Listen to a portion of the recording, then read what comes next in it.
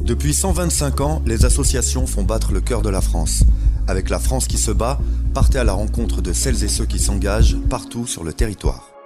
100 personnes qui ensemble peuvent reloger des familles. Le principe de l'association 100 pour un toit, cotiser ensemble pour offrir un toit à ceux qui en sont privés. Entre les chiffres, des voix résonnent, celles des bénévoles, Bernadette, Jacqueline et Carole. Dans cette interview, les nombres ne se contentent pas de compter. Ils racontent.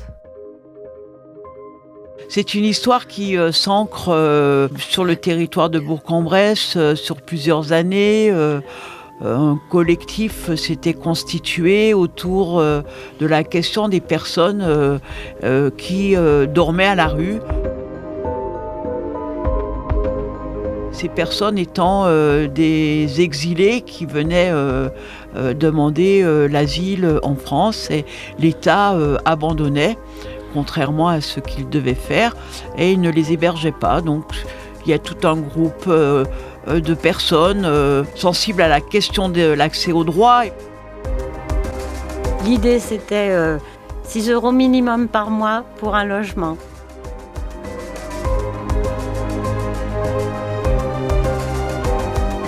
Puis sensible à la question tout à fait humaine, qu'il y a des choses qui ne se font pas, voilà, de laisser des gens dehors. 100 personnes qui se réunissent et qui acceptent de s'engager à verser 6 € par mois pendant au moins 2 ans, eh bien, on peut louer un appartement. Et au fil du travail, ça devenait récurrent, les squats, les expulsions de squats, et on voyait des familles balader comme ça de lieu en lieu. À un moment donné, s'est installé une centaine de personnes dans les hangars d'Emmaüs, qu'on a appelé le bidonville, les cabanes. Aujourd'hui, nous avons 19 logements.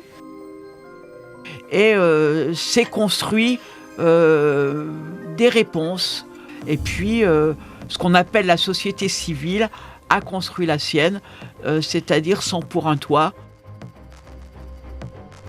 100 pour un toit. 100 pour un toit. 100 pour un toit.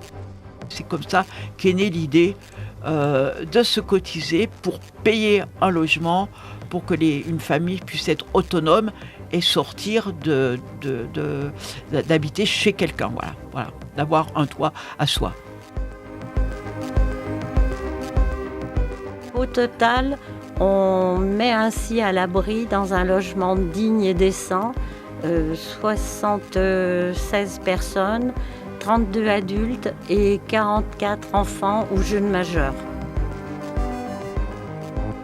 On est les premiers témoins des conditions lamentables dans lesquelles ces populations sont mises et que cette société solidaire, elle est absolument inévitable à mettre en place si on veut que le monde avance correctement. C'est-à-dire que ce qui fait société, c'est toutes les personnes qui sont là au moment où on est tous ensemble. Et ces personnes n'ont pas le droit au travail, alors que si elles avaient le droit au travail, elles ne réclameraient pas un logement pris en charge par l'État ou par 100 pour un toit. Elles seraient tout à fait autonomes et elles prendraient leur place de citoyens au sein de tous les autres, au sein du groupe formé par tous les autres. Et c'est exactement ce qu'on veut, c'est-à-dire montrer qu'on exclut des gens, que quand on les exclut, ils ont des conditions de vie lamentables, y compris pour leurs enfants, alors que quand ils sont logés, eh bien, il n'y a aucun autre souci que leur volonté d'avancer et d'avancer avec tous ceux qui les entourent.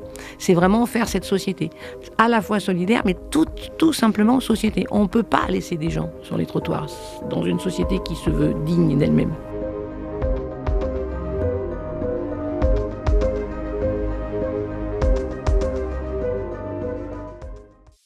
La France qui se bat, une série au cœur des associations. Pour découvrir la campagne et vous engager, rendez-vous sur www.lafrancequisebat.fr.